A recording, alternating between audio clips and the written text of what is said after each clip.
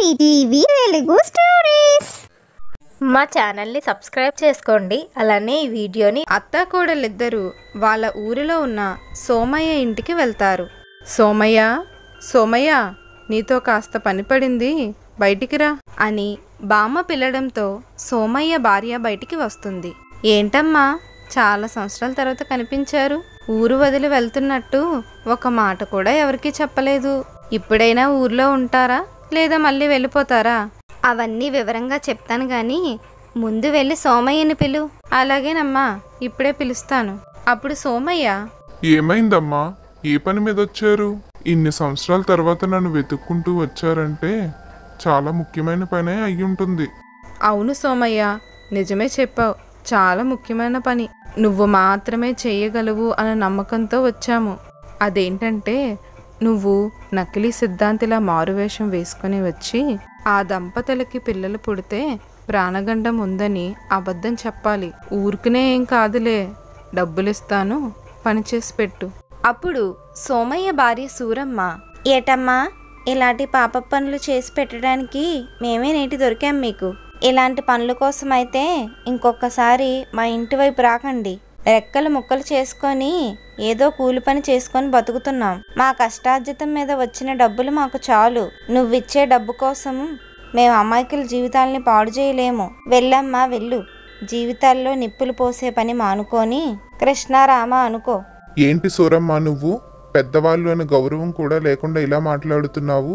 వాళ్ళు ఇప్పుడు ఏమన్నారని మారువేషం వేసుకొని చిన్న అబద్ధం ఆడమంటున్నారు, అంతేగా. ఇందులో తప్పులు వెతుకుతున్నావేంటి నువ్వు? నాకా వయసు అయిపోతుంది, ఎక్కువగా పని చేయలేకపోతున్నాను. కాళ్ళ దగ్గరికి వచ్చిన డబ్బుని ఎలా కాదంటాము? మనం ఏమైనా అబద్ధం చెప్తుంది మన ఊరి వాళ్ళక, మనకి ఎలాంటి నష్టం జరగదు గాని నువ్వు ఎక్కువగా ఆలోచించకు. క్షమించండి అమ్మా, సూరమ్మ మాటలు ఏం పట్టించుకోకండి. మీరెలా చెప్తే నేను అలా చేస్తాను. ఇదిగో సోమయ్య, ఈ డబ్బు తీసుకొని పని చేసి పెట్టు. రేపు సరిగ్గా 10 గంటలకల్లా నువ్వు ఆ ఇంటి దగ్గర ఉండాలి. గుర్తుంచుకో, నీ వేషంలో గాని నీ మాట తీరులో గాని చిన్న తేడా కూడా కనిపించకూడదు. సరేనమ్మా, రేపు మీరే చూడండి, చిన్న తేడా కూడా రానివ్వను అని అంటాడు సోమయ్య.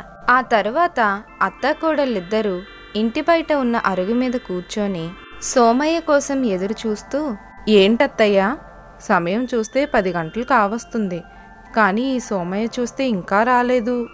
గొప్ప సిద్ధాంతి వస్తున్నాడని చెప్పి ఆ శివాని పొలానికి వెళ్లకుండా ఆపాము. ఇంకాస్త ఆలస్యమైతే ఆపడం కష్టం.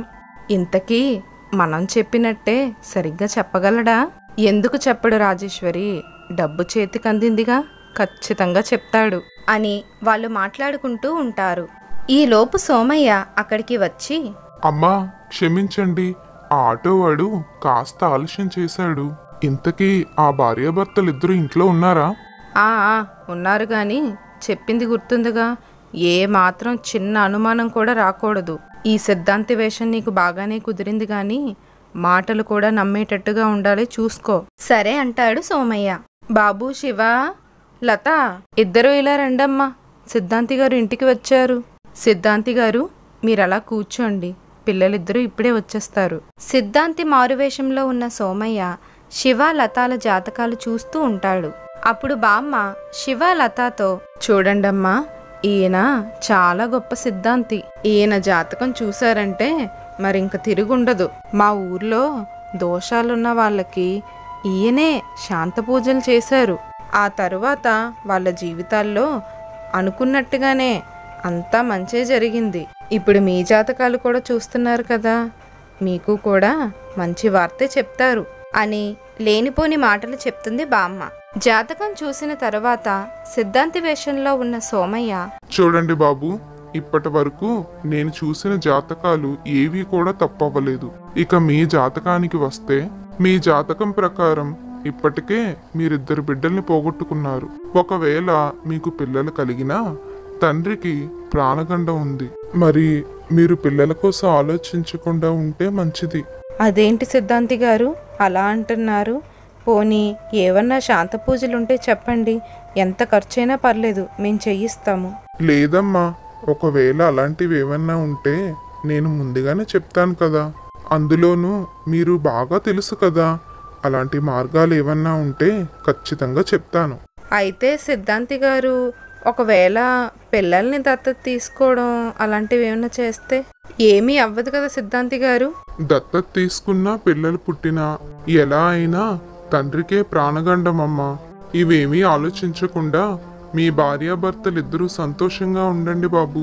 సిద్ధాంతి అలా అనడంతో శివ, లత ఒకరి ముఖాలు ఒకరు చూసుకుంటూ చాలా బాధపడుతుంటారు.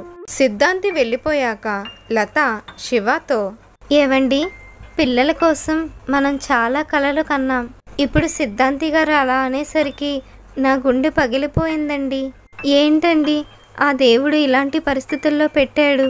ఎంతో మందికి మంచి చేశారు, కానీ మన జీవితంలో వెలుగు లేకుండా పోయింది. అసలు ఇలాంటి పరిస్థితి పగవాడికి కూడా రాకూడదు. పోనీ పిల్లల్ని పెంచుకుందామా అంటే ఆ అవకాశం కూడా లేదండి మనకి. పోనీ లేలత, ఎవరి నుదుటిన ఏం రాసి పెట్టుంటే అదే జరుగుతుంది. మనం అందరికీ మంచే చేసాం. ఆ భగవంతుడు ఏదో ఒక విధంగా మనకి మంచే చేస్తాడు అని వాళ్ళిద్దరూ బాధపడుతుంటారు. వాళ్ళని చూసిన రాజేశ్వరి, లత, శివ, మీరేం బాధపడకండి. పిల్లలు లేని వాళ్ళు ఈ లోకంలో ఎంతో మంది చాలా ధైర్యంగా ఉంటున్నారు. వాళ్ళెలానే మీరు ధైర్యంగా ఉండండి. పిల్లలు లేకపోతేనే మీకు మేమంతా ఉన్నాంగా. మీకు పిల్లలు లేకపోతేనేమి, గిరి పిల్లలు ఉన్నారుగా, వాళ్ళ పిల్లలే మీ పిల్లలుగా చూసుకోండి. నేను గిరి వసంతతో మాట్లాడతానులే, ఆ పిల్లడిని మీరు చూసుకోండి. నువ్వు మాకెంత సాయం చేసావురా. ఈ సమయంలో నీకు తోడుగా లేకపోతే ఇంకా మరి మేమెందుకు అంటూ బామ్మ వాళ్లకు ధైర్యం చెప్తుంది. బామ్మ మాటలు నిజమనుకొని వాళ్ళిద్దరూ నమ్ముతారు. అప్పుడు లత తన మనసులో, ఇన్ని సంవత్సరాలు వీళ్ళు మా ఇంట్లో ఉండి నాకు కనీసం పనిలో సహాయం చేయలేదని వీళ్ళని తిట్టుకున్నాను. నేననుకున్నట్టు కాదు, వీళ్ళు చాలా మంచివాళ్ళు. మన వాళ్ళు ఎవరు అనేది కష్టాలు వచ్చినప్పుడే కదా మనకి తెలుస్తుంది. పిల్లల్ని ఇవ్వకపోయినా ఇంత మంచి బంధువుల్ని ఇచ్చాడు ఆ భగవంతుడు. ఒక మార్గం మూసేసినా ఆ భగవంతుడు మరొక మార్గం తెరిచాడు. వసంత పిల్లలే నా పిల్లలు, వీళ్ళే నా కుటుంబం అని అనుకుంటుంది లత.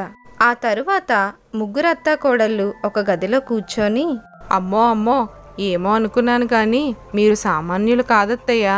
వీళ్ళు నమ్ముతారో నమ్మరో అని ఒకవైపు నుండి నేను భయపడుతూనే ఉన్నాను. ఆ సోమయ్య కూడా మీరు చెప్పినట్టే చెప్పి వీళ్ళని బాగా నమ్మించాడు.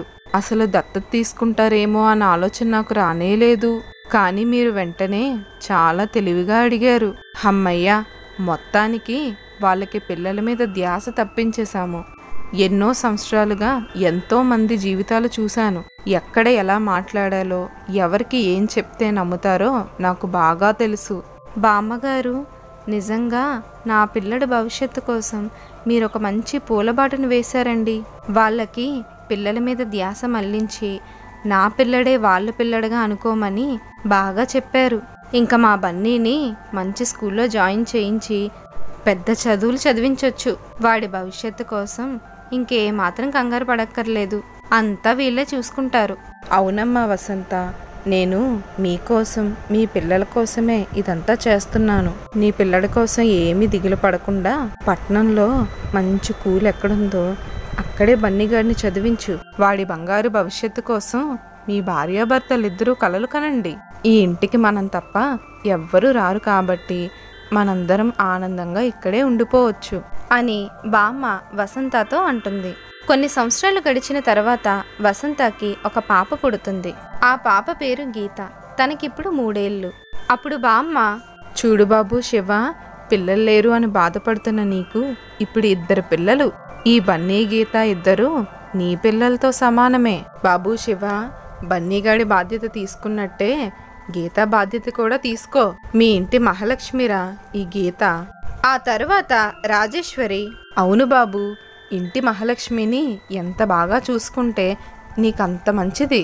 పిల్లలిద్దరూ అమ్మా నాన్న అనకుండా పెద్దమ్మ పెదనాన్న అని మీ వెనకే తిరిగేలా మీరే వాళ్ళని మార్చుకోండి అని అంటుంది. అప్పుడు గిరి శివతో, అవునన్నయ్య, పేరుకే వీళ్ళు మా పిల్లలు, కానీ మాకన్నా ఎక్కువగా మీరే వీళ్ళని బాగా చూసుకుంటున్నారు. ఎంత సొంత తల్లిదండ్రులం కాకపోయినా మా మీద నమ్మకంతో పిల్లలిద్దరినీ ఎప్పుడూ కూడా మాతోనే ఉంచుతావు, మా దగ్గరే పడుకోనిస్తావు, వారి బాధ్యతలు కూడా నాకే ఇచ్చావు. ఎంత మంచి మనసు నీది, మా కోసం ఎంత ఆలోచించావు.